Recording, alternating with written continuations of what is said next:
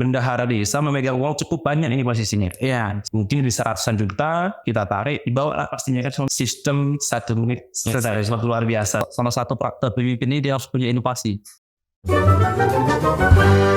Parit Baru Podcast, here we go.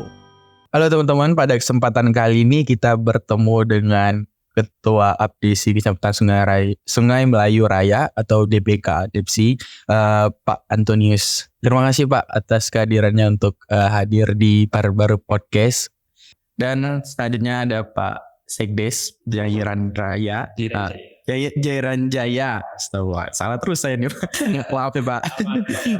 Jairan Jaya Bapak Arifin Eskom. Dan sebagai selaku Sekdes di Jairan Jaya. Nah, sebelum kembali ke situ, mungkin kami mau menarik kesimpulan mengenai teman-teman ini masih belum tahu nih Pak, apa tugas dan fungsi dari APDESI itu apa sebenarnya.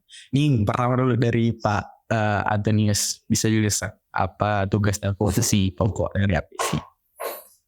Baik, terima kasih. Sebenarnya ya kalau tugas pokok dari APDESI ini kan kita artikan sudah jelaskan asosiasi perangkat desa seluruh Indonesia. Hanya terkhusus bagi kami di Kecamatan Sungai Melayu Raya, mungkin Dewan Pimpinan Kecamatan, kita mengkoordinir kawan-kawan para kepala desa dan perangkat desa terkhusus untuk kegiatan pelaksanaan tugas dan tanggung jawab. Pelaksanaan tugas tanggung jawab, kegiatan APBD setiap berjalan. Jadi apa teman-teman desa ini sudah sampai di mana, kekurangannya di mana, kelebihannya di mana. Jadi kita saling tutup, saling kerjasama lah. Itu saja sih, kerjasama, koordinasi. Koordinasi lah. Ya. Jadi saling desa, satu contoh desa Jairan Jaya, RKP sudah selesai. Desa Makmur Abadi belum, mengapa Makmur Abadi ada? Kita panggil desa Jairan Jaya supaya bisa membantu kerjasama lah. Apa kelemahan, biar bisa diselesaikan usaha. Mewadai lah istilahnya. Ya, wadah. Jadi APDESI intinya ini wadah di tingkat kecamatan. Iya, di kecamatan. Oke. Berarti bisa dibilang 11 desa nih Bapak rangkul dari semuanya nih. Ya, dari termasuk juga desa Jairan Jaya juga. Oke. Kembali ke Sekdes Jairan Jaya. Nah, tugas dan pokok tugas dan fungsi dari Sekdes itu apa sebenarnya? Yang pasti tugas kan membantu Pak Desa menjalankan tugas desa. Jelas kita menjadi kepala kantor tahun itu menjalankan tugasnya seperti itu.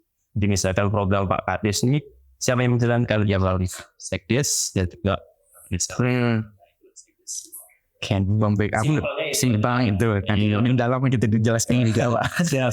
Pasti kan membantu Pak Desa menjalankan tugasnya. Oke. Nah, ini juga ada mau tanya juga, ini datang ke Desa Parit Baru. Nah, ini dibawa sama Pak APDESI ini.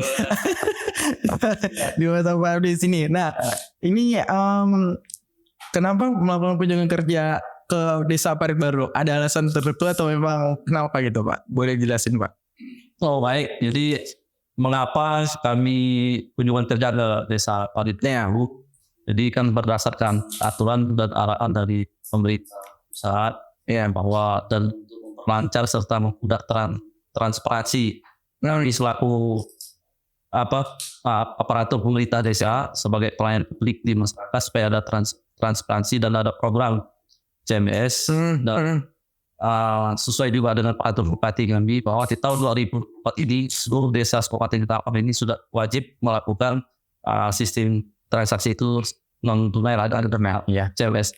Dan berdasarkan itu kami lihat juga dan kami pernah mengikuti di Kabupaten Ketapang bahwa Desa Parit Baru Kecamatan Sungai Raya Kabupaten Kuraya ini salah satu contoh dan desa yang telah sukses melaksanakan kegiatan CMS itu dalam APBD, sehingga makanya kami menuju Desa Parit Baru ini sebagai dasar tempat kami bekerja untuk belajar dalam program pelaksanaan aplikasi CMS. Oh, maka dari itu dari APDESI keseluruhan Kecamatan Sungai Melayu Raya itu mau ke sini itu karena memang mau ada CMS juga nanti bakal diimplementasikan ke Sungai Melayu Raya gitu ya. Nah, baik, dari tanggapan mengenai CMS ini, bagaimana untuk kedepannya? Apakah dari setiap CMS ini kapan kira-kira Pak mau diimplementasikan atau mau dilakukan untuk seluruh kecamatan Sungai Melayu? Harapan kami sih selaku juga kepala desa yang sebagai ketua dan pimpin kecamatan, ya berharap sih secepatnya. Hanya ada perlu waktu secepat ini tentu kita kan melihat arahan dari pemerintah kabupaten Ketapang dalam hal ini dari dinas PMPD. Nah, induk kami adalah di dinas PMPD. Nah, seperti itu. Ada masuknya kayak desa yang pertama dulu yang bakal melakukan CMS atau memang bakal dilakukan serentak atau ada salah satu aja desa yang bakal dilakukan implementasi pertama itu CMS? Kalau harapan kami sih selaku DPK Desi Ya. harapan kami ya seluruh 11 desa ini sama-sama seragam sama melaksanakan program CMS. Oke. Mengenai dari CMS nih Pak. Selanjutnya lagi ini mengenai SMS sistem 1 menit selesai. Ini kan dari desa Merwara ini Pak.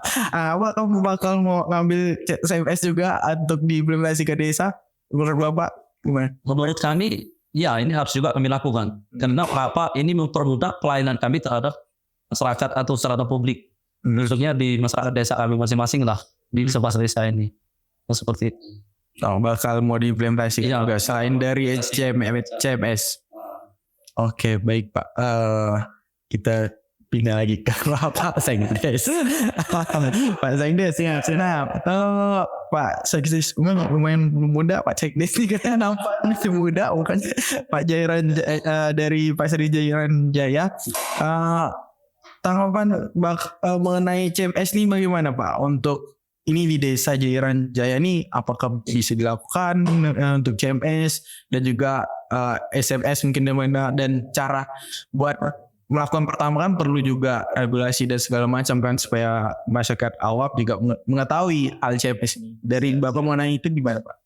Ya, yang pastinya adanya CMS yang ada tadi terkait dengan mewajibkan seluruh desa yang akan kita abang tahun 2024 seharusnya sudah harus masuk di CMS ini. Iya. Nah itu harusnya sudah berjalan. Namun karena memang regulasi yang mungkin di Kabupaten Ketapang baru proses atau digodok ya. Iya. Ini kalau tidak salah kemarin pun informasinya itu baru ada sekitar 16 desa yang akan ditunjuk sebagai project Pak untuk mencoba karena mungkin yang ditunjuk itu dekat dengan internet. Kemudian kan perlu ada internet ya. Nah, karena bisa kita mengupload itu kalau tanpa internet bisa ya benar sehingga. Jadi harapan kami memang apabila kami ketunjuk nih ya pastinya segeralah kita laksanakan CMS karena bentuk transparansinya kemudian memudahkan untuk pelaporan dan sebagainya. Menurut saya CMS ini sangat membantu dan untuk mengurangi mungkin resiko lah pastinya karena kan selama ini bendahara desa memegang uang cukup banyak ini posisinya. Iya. Sekali dari BPKAD muncul mungkin bisa ratusan juta kita tarik dibawa lah pastinya kan sama bendahara ya. Takutlah nanti di jalan kan. Ya ada. Ya. Jadi susah lah untuk untuk menghindari itu kita cobalah harus secepatnya CMS ini bisa dilakukan. Kemudian untuk SMS ini sangat menarik sekali karena jelas sistem 1 menit luar biasa sekali. Kalau saya itu dapat laksanakan di desa Jaya juga. Sebenarnya kami juga sudah mulai proses untuk aplikasi website desa ya. Oh ya, Kami sudah proses sebenarnya. Dan masyarakat juga sudah bisa mengakses membuat surat tapi surat tertentu. Ya, Surat SKU. Surat keterangan itu bisa langsung masyarakat yang minta ke desa melalui aplikasi atau website sebenarnya udah ada. Cuma kendalanya itu masyarakat kadang lebih nyaman langsung ketemu tapi mungkin itu perlu adanya sosialisasi. Iya benar. dan binaan masyarakat desa umumnya bisa menggunakan aplikasi atau gadget yang bisa diminta aplikasi sudah sebagainya sangat bagus karena jumlah masyarakat kan cukup banyak. Kami ada satu hari banyak surat masuk itu kan mungkin 1.300 ya. kurang lebih ya 1.300 jiwa di desa Jairan. itu desa direknya. Itu perlu sosialisasi yang memang masif juga ya. Ya perlu selesai. Kini pakai SMS yang dilakukan di desa Pahit Baru ini bisa kita coba juga. Mungkin agar sistemnya lebih apa namanya, lebih simple, lebih mudah dipahami oleh masyarakat. Iya. Oke. Ini mengenai tadi udah bahas tentang CMS, ini perlu juga regulasi juga, dan juga ini punya plus minus masing-masing juga kan, dan mereka perlu penyesuaian lagi. Nah, ini kan bakal melakukan pelatihan sampai besok ya Pak? Ya, sampai besok. Berarti nanti kira-kira untuk implementasinya ini Pak Sekdes sih pasti udah berarti sama Pak Kades nih kapan mau lakukan nih. Kawan macam pada gitu kan. Pengen cepat. Tapi tergantung juga anggaran yang sudah diatur. Jadi untuk tahun ini kita tetap mengacu pada apa misalkan CMS atau SMS yang kita bahas kan. Itu mungkin kalau desa Jalan Riau masih kembangkan juga dari aplikasi yang ataupun website yang kita buat. Ya. Kan itu kita kembangkan mungkin disinkronkan dengan yang telah dilakukan oleh desa Pahit Baru. Ya. Mudah-mudahan sih tahun 2005 atau 2006 bisa langsung lah. Oke. Mudah-mudahan dengan acara kita datang ke desa Pahit Baru bisa mengambil banyak ilmu, akan bisa terapkan di desa itu ya. Maunya seperti itu. Amin. Sebenarnya saya mau tadi kalau udah melakukan kegiatan ya, tanggapan mengenai desa Pahit Baru nih Pak. Sedikit lah deh mengenai desa Pahit Baru, mungkin dari perspektif bapak-bapak masing-masing, dari Pak Antonio ataupun dari Bapak Sekdes Pak Arifin, bagaimana untuk mengenai itu? Jadi tanggapan kita sebagai pencontohan untuk desa-desa lainnya gitu. untuk desa Pahit Baru, pertama tentu kami terima kasih lah. Terima kasih yang telah menerima kerja kami pada ini sampai besok. Untuk tanggapan kami ini ya sangat luar biasa lah. Desa Pahit Baru ini dengan usia baru 12 tahun, salah ya, dari pemekaran desa induk, tapi sudah dengan penghasilan PAD sebesar yang tadi kami dengar juga cukup lumayan. Lalu dengan manajemen di desa yang dilakukan oleh Pak Kades sangat-sangat luar biasa dan baik. Ini boleh kami sebagai kepala desa ini boleh juga mengambil ilmu dari hasil ilmu yang beliau bisa kami investasikan, paling tidak menyesuaikan dengan kondisi di daerah kami. Ya benar. Dia sangat luar biasa buat kami.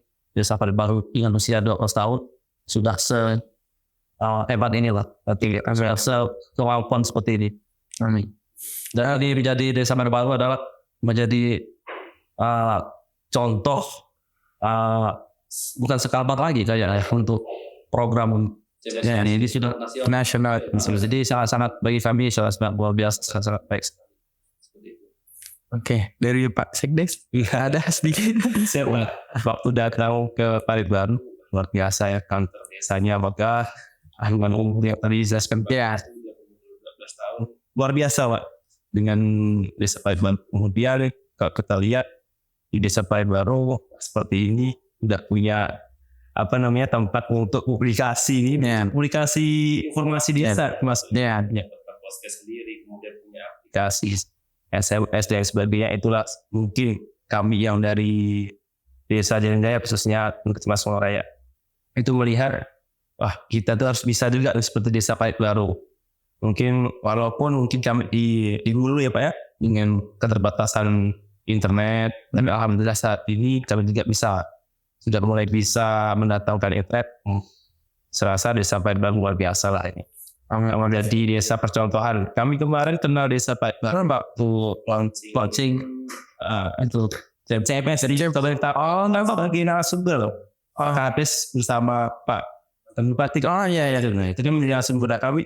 Wah luar biasa, kita harus dari itulah kami mencoba menindaklanjuti. Makanya perlu kita datang langsung, kita coba langsung bedah gitu, minta ilmunya sebanyak jadi desa Pahit Baru. Oke. Ini kita udah bahas mengenai ke pemerintahan. Saya mau shifting dikit lah buat anak-anak muda gitu kan. Nah ini kan bapak sebagai sekdes dan juga Pak DC juga kan. Mengenai ini jiwa kepemimpinan. Mungkin dari berbeda perspektif lah gitu. Dari gimana sih kalau misal menurut bapak jiwa kepemimpinan untuk ke depannya. Mungkin kalau misal teman-teman mau tahu mau jadi Pak DC dari Pak Sekdes gitu. Nah ini apa triks gitu lah dari bapak sendiri. Pertanyaannya cukup. Agak susah juga nih saya. Jadi sederhana tapi gak maksudnya. Sebenarnya dari pribadi aja sih Pak. Main. Jadi itu terkait itu. Sebenarnya kalau yang kami rasakan dan sebagai contoh yang luar biasa ini, kita salah satu pejabat publik yang paling rendah lah ya. Di Indonesia, di negara satu kita ini kan pejabat publik atau pejabat publik tadi kan salah satu kepala desa. Ya. Kita terhubung langsung dengan masyarakat. Intinya untuk untuk generasi muda terdepan ada generasi pimpinan yang pertama. Tapi tentu salah satu faktor pemimpin ini dia harus punya inovasi. Ya benar. Kalau dia sudah punya inovasi, punya pemikiran ke depan, saya yakin puji Tuhan dia akan bisa menjadi seorang pemimpin dan punya disiplin. Mengapa saya dasar tadi? Salah satu contoh nyata ini di Desa Padat Baru.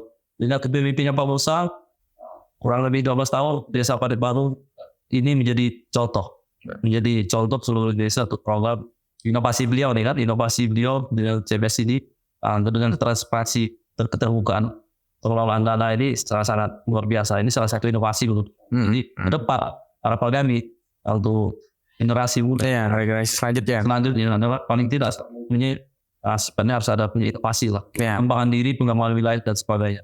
Mungkin itu kalau pandangan dari saya lah kurang lebih. Aja bahas ini ya. Gak salah ya. Ngomong motivator nih. Inovasi yang kenapa? Oke dari Pak Sekdes. Kalau dari saya pribadi, masalah kepemimpinan ke depan nanti terutama untuk anak muda tetap rajin belajar, sehatkan sekolah, menimba ilmu sampai negeri Cina kata Pak Camat tadi kan. Makanya sampai kita belajar nih dari Desa Jelenja sampai Padat Baru.